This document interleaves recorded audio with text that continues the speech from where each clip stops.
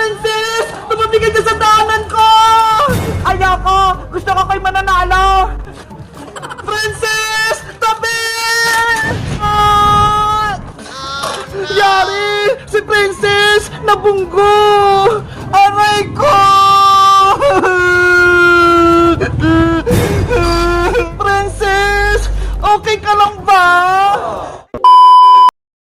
Hey, Bebang Kalembang! Isusubok kita kay nanay! Binugom ako ng scooter! Princess! Hindi ko yung sinasadya!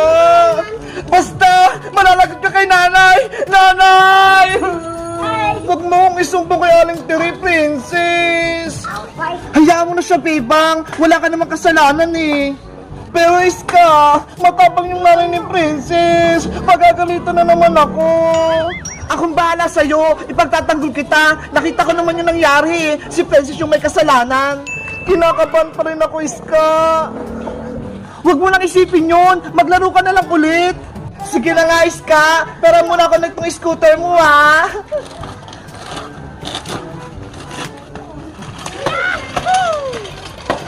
Go, Bebang! Nanay! O, Princess anak! Ano nangyari sa'yo? Bakit ka umiiyak? Nay! Nabago po ko! Nasugtog po ko sa kalsada! Ano? Nabaga ka? Sino nakabaga sa'yo? Tricycle? Motor? Truck? Aeroplano? Si Bebang po! Nabugo niya ako ng scooter niya! Si Bebang na naman! Lagi kanyang inaamay! Nay! Pagalitan niyo po si Bebang! Tara! Samahan mo ako! Lagot sa akin yung Bebang na yan! Oh no! Lagot ka na ngayong Bebang! Yo! Ang saya maglaro na scooter! Bebang! Mag-ingat ka! Para hindi ka matumba!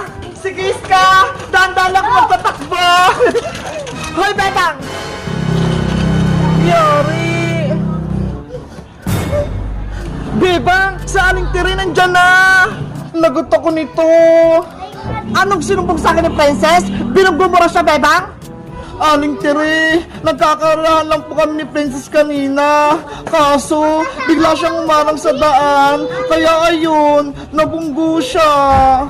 Nako, gawa-gawa ka lang ng kwento, Bebang. Natalo lang kita ng karera. Kaya gusto mo akong bungguin. Pagkit mali itong bike ko, binunggo mo ako. Princess, hindi yan totoo. Hindi kita kayang saktan. Anong hindi? Tignan mo yung mga galos ko sa paa, tsaka sa kamay. Sinadya mo talaga yan. Ikaw, Bebang, lagi mong inawis si Princess at lagi mo rin pinaiyak.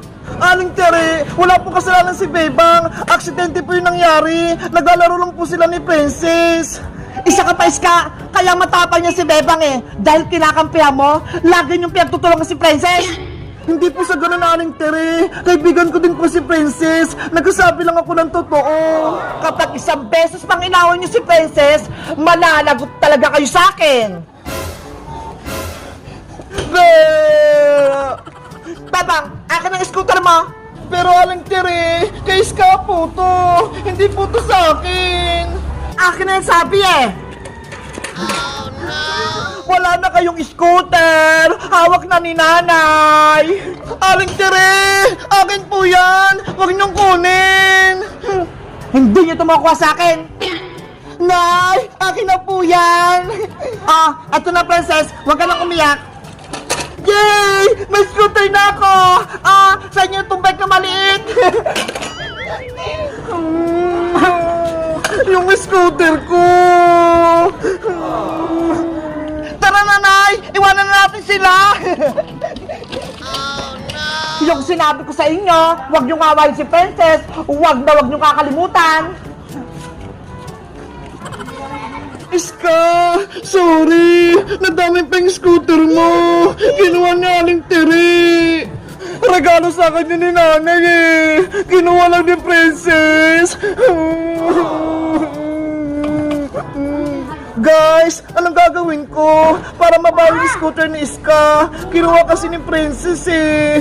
Mag-comment lang kayo at mag-subscribe kung gusto nyo ng part 3. Bye-bye!